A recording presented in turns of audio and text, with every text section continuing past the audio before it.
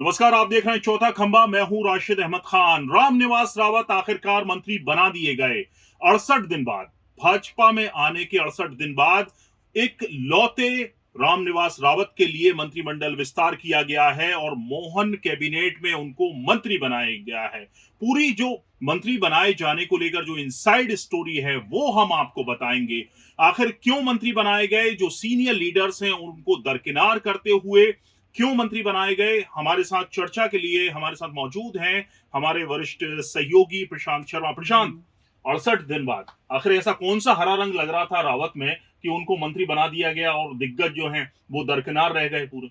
राशिद, सबसे पहले तो उन दिग्गजों की बात कर ली जाए जो आस लगाए हुए बैठे थे, जिसमें एक सबसे बड़ा नाम गोपाल भार्गव का निकल कर सामने आता है। तकरीबन 9 बार से वो विधायक रह चुके हैं, पूर्व में मंत्री भी रह चुके हैं और गद्दावर नेता हैं। कथा और यदि बांचने के लिए मजबूर होना हाँ, पड़ा है, लेकिन अब आप देख सकते हैं कि तमाम उनके वीडियोज आते हैं, जी, फोटो आते हैं, जिसमें वो एक बाबा बैरागी के रूप में दिखाई देते हैं, कथा बांचते हुए दिखाई देते हैं। दूसरी बात ये है कि वो एक ऐसे शख्स हैं, गोपाल भार्गव इतने कद्दावर नेता हैं कि उनका जो प्रभाव है जी, गढ़ा कोटा के अलावा आजू बाजू में देखने को जी, मिलता है, चाहे वो दमोह हो या फिर पन्ना हो, पन्ना की सीटें हों, इधर पे सागर आ जाए, ऐसे तमाम नेता हैं। इसके बाद में नाम आ जाता है उरई से खुरई से सॉरी भूपेंद्र सिंह, भूपेंद्र सिंह। पूर्व में मंत्री रह चुके हैं, बड़ी जीत हासिल की थी। वो भी एक आस लगाए बैठे हुए थे कि आखिरकार कब मंत्रिमंडल का विस्तार होगा, हमको जगह मिल जी, सकती है।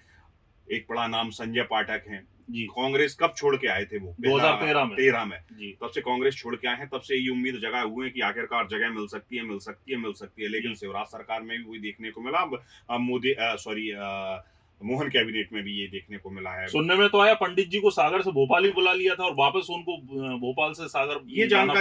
ये जानकारी तो रात में ही लगी थी कि जी, जो है कि पंडित जी भोपाल आ गए थे, कि हालाँकि अब वो कथा बाँचने के लिए आए थे या जी, फिर दूसरा कोई काम था, या फिर हो सकता है संगठन की तरफ से उनको कुछ बताया गया हो, या ये भी हो सकता है कि गुस्सा हुए हों, जी, फिर जी, उनको समझाया गया हो। दूसरी बात ये है कि चाहे गोपाल भार्गव की बात कर ली जाए, भूपेंद्र सिंह जी। हो गए हैं, संजय पाठक हो गए हैं, रमेश मेंदोला रमेश देश में मेंदोला सबसे हो बड़ी गए जीत हैं। हासिल। हाँ, होशंगाबाद क्षेत्र से यदि देखा जाए कि उस क्षेत्र से सीतासरन कोई शर्मा। है नहीं है, जी, मंत्री नहीं लिया गया है, तो सीतासरण शर्मा हो गए हैं। तो ऐसे तमाम बड़े नाम हैं, दिग्गज जो सिर्फ़ जो आस लगाए हुए बैठे थे और हाथ में निराशा ये लगी। लेकिन राशिद, इससे पहले भी हमने जब हम दोनों ने एक जी, स्टोरी की थी, तब उसमें बताया था कि हाँ, 2 नाम कन्फर्म मान के चल रहे थे। एक रामनिवास रावत हैं, दूसरे कुंवर कमलेश शाह हैं। तो जी, हालाँकि अभी वहाँ पर चुनाव चल रहा है, क्योंकि व्यस्तताओं के चलते उनको नहीं दिलाई गई वो जी, शपथ। जी। क्योंकि अभी भी 3 व्यस्तता है या व्यक्ति डर है?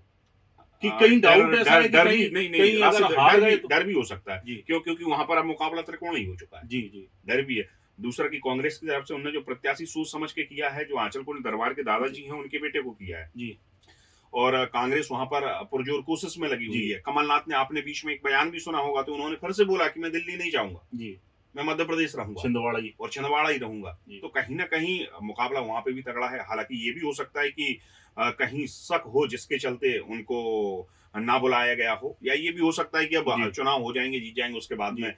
अभी मंत्री 3 पद सीटें जो खाली हैं मंत्री जी, पद की, उसमें एक कुँवर कमलेश शाह चाहे का वो भी नाम एडजस्ट हो सकता है। हाँ, लेकिन बहरहाल हम मुद्दे की बात पर मुद्दे की आते हैं, बात मूल प्रश्न पर आते हाँ, हैं, जो हम इनसाइड स्टोरी की बात कर रहे थे। किस तरह रावत को मंत्री बनाए जाने का फैसला, वो भी आज सुबह 9 बजे जो शपथ ग्रहण समारोह हुआ है, कैसे हुआ?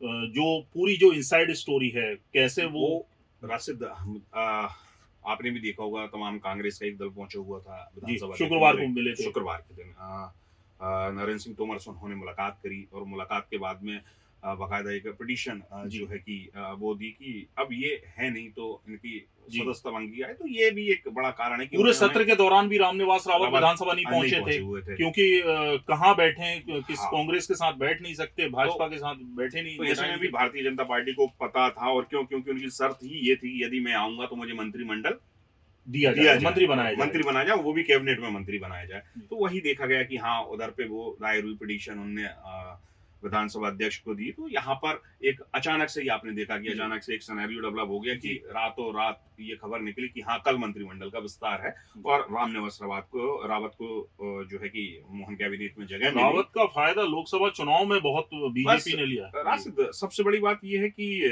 आप यदि देखें तो पूरा मुरैना और श्योपुर क्षेत्र, जी, जहाँ से ये आते हैं, ओबीसी का एक बड़ा चेहरा है जी, रामनिवास जी, रावत। और ऐसा नहीं कि जो उनकी सीट है वहां से तकरीबन 6 बार से विधायक रह चुके हैं और इनको मंत्री के अनुभव की यदि बात कर ली जाए तो बीच में जो सरकार थी उसमें भी ये मंत्री पर रहे और शायद दिग्विजय सरकार में भी ये मंत्री दिग्विजय की सरकार में भूमिका मंत्री थे जी। हाँ जी थे। तो ऐसे में वहां पर शिवपुर और मुरैना टोटल आती है 8 सीटें जी आधे से ज्यादा पर कांग्रेस का कब्जा। जी मुरैना लोकसभा क्षेत्र जो है कि कहीं ना कहीं प्रभावित हो रहा था और ऐसे में सबको पता था यदि रामनिवास रावत जी यदि कांग्रेस को छोड़कर भारतीय जनता पार्टी में आएंगे तभी वो सीट निकल सकती है और वही देखने हुआ। को भी वही मिला वही हुआ। कि कहीं ना कहीं जब वो आए यहाँ पर और उन्होंने ये साफ कर दिया था पहले भी जी कि जो जानकारी निकल कर सामने आई थी कि हम आपका सपोर्ट कर रहे हैं, हम आपका समर्थन कर रहे हैं, हम भारतीय जनता पार्टी के लिए काम कर रहे हैं जी तो जी उसका फल तो मिलना चाहिए। वो मिल गया। वो मिल गया। अब जो इंतजार में है सालों से जो मंत्री बनते आए थे वो बेचारे जरूर मायूस होंगे और उनको मौका कब मिलेगा ये देखना दिलचस्प होगा। गोपाल भार्गव लाइन में है, भूपेंद्र सिंह लाइन में है, संजय पाठक हैं, रमेश मेंदोला हैं, देश में सबसे बड़ी जीत हासिल करने वाले सीताशरण शर्मा हैं। अब सीटें बची हैं 3 जिसमें से एक ये तय माना जा रहा है कि अगर कुंवर कमलेश शाह जीतते हैं अमरवाड़ा से तो उनका मंत्री पद तय है, क्योंकि छिंदवाड़ा में जो डेंट की दिया है उन्होंने कमलनाथ को उसका उनको फल जरूर मिलेगा। तो रही 2 सीटें, 2 बचे और अगर किसी को हटाया जाए तो शायद वो जो गणेश है वो बढ़ जाए, लेकिन बहरहाल 2 सीटों पर 3 सीटें बची हूं जिसमें 2 पर एडजस्ट करना होगा। रामनिवास रावत को लेकर जो मंत्री बनाया गया उसमें कौन से कहें कि ग्वालियर चंबल में कितने निशाने साधे हैं बीजेपी ने और क्या संदेश दिया है उस निशाने साधने की बात कर ली जाए तो जो पूरा चंबल बेल्ट है, ग्वालियर का जो बेल्ट है और मुरैना एक बड़ी जगह है।